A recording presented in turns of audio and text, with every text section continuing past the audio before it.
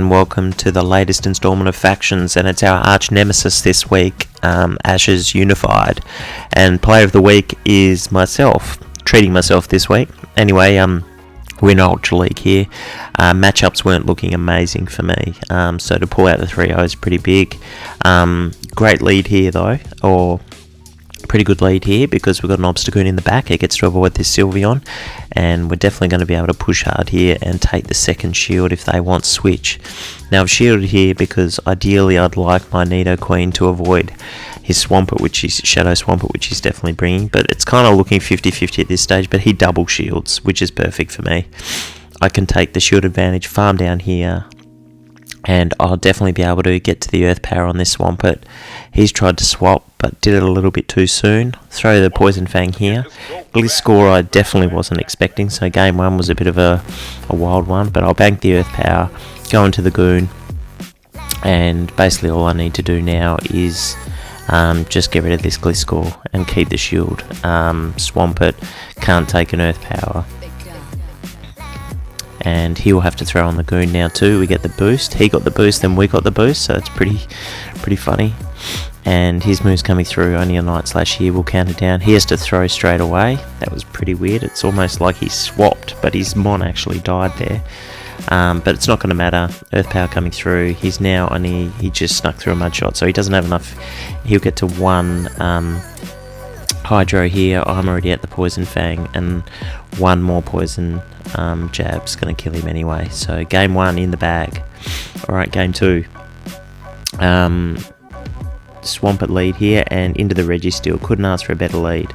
Still a little bit awkward with what he's got rolling around in the back. So this time what we're going to do is we're going to go into our Nido, knowing that if we keep shields here, we're a pretty good chance in the back, especially if we can get an energy advantage. So we're going to throw here. He shields, and at this stage we know, yep, we can just let this go, and we can just come in with the Walrun and farm all the way down, just invest a shield here. So our Swampert gets to avoid the Venusaur, which is really good, and we'll get a stack of energy here. We'll have about 100 energy once we're done here. He'll probably bring the Reggie in, which he does, and at this stage it's probably going to be the Swampert in the back. We can swap. We get that we get the we've got the energy advantage here, so he's going to have to use his last shield if he wants to win this matchup. And let's see if he decides to. We don't need to shield this. He pretty much has to use his last shield here, so we'll throw, he'll shield, then he's got to throw the Hydro at us, and at that point, with his Reggie not quite being at a move yet, or actually not even near a move really, it's only got a couple of lock-ons under its belt, we can now come in with our Shadow Walrun and farm this all the way down. This is the advantage of Shadow, particularly Shadow on Shadow. He can get to a Hydro here, or an Earthquake, so we'll shield, but it's all over. He comes in with the Reggie. Reggie's going to go down, and we'll Powder Snow down the Swampert and take game 2. Alright, game 3. So this is a bit of an interesting game. This one's a draw. So as you can see here, a bit of an issue at the start. So I was worried that the game wasn't even going to start there. And as we go in, a couple of Shadow Claws in, we get lag here.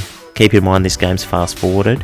So I'm now at the Shadow Ball, and he's throwing Hydro. So let that one go through. I then throw the Psychic here. So I've got Shadow Ball's worth of energy. So I throw that, and immediately he's already at another Hydro Cannon. So he reckons it was mutual lag, but he's got at least 3 extra Mud Shots in there to be at that move so quickly. And it ends up being pretty important, because if I'd got these Shadow Claws through, I could have actually farmed this the whole way down, and not had to take this Earthquake, which he's at now. But in any case, we just play at the game, and then we can talk about getting a review afterwards.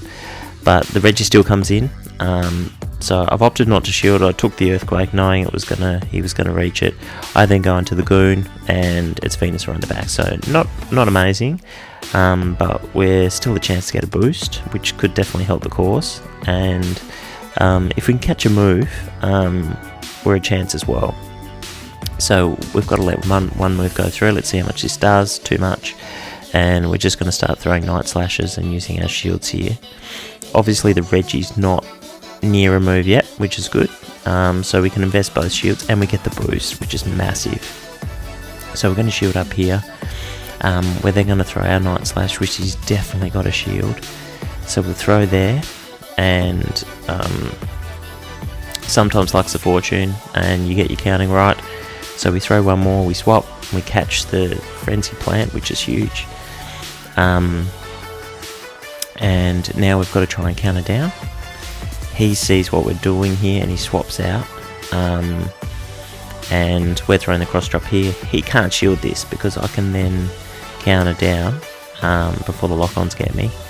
And yeah, so he didn't shield and we kill each other. So it was double knockout, but technically I probably would have won that game anyway, so we end up replaying and he leads that Registeel again, which is amazing. So I get the Swampert on it, and at this stage I decided to play it a little bit differently than last time. I go into the Wall Run.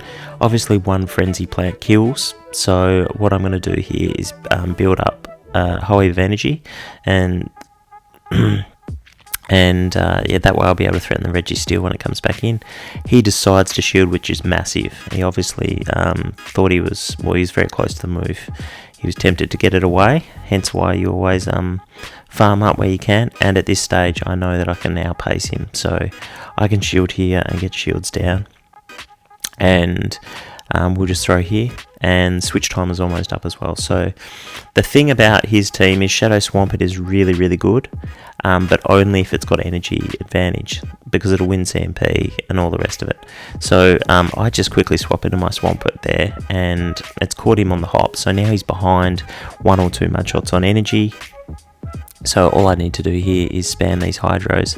He doesn't throw here, which is a bit weird. Maybe he thought I was a bit further away from my next Hydro, but this one kills. And it wouldn't have mattered anyway, because I would have survived, been able to get to a Hydro, and then I would have Earth Powered with the Nidoqueen. But as it turns out, because he didn't throw, he probably knew the game was up. I've thrown the Earthquake here, and what this means is I'm not even going to need to show the Nido, so going for the Mon in the back flex there. So he's got to now throw. I've thrown on CMP here, so this should be CMP, and it is, so that's awesome. And then just cheeky Mudshot flex down in the back, but a great week by all the boys. A couple of other 3-0s, shout out to Sniped and shout out to Echo, and yeah, nice work fellas.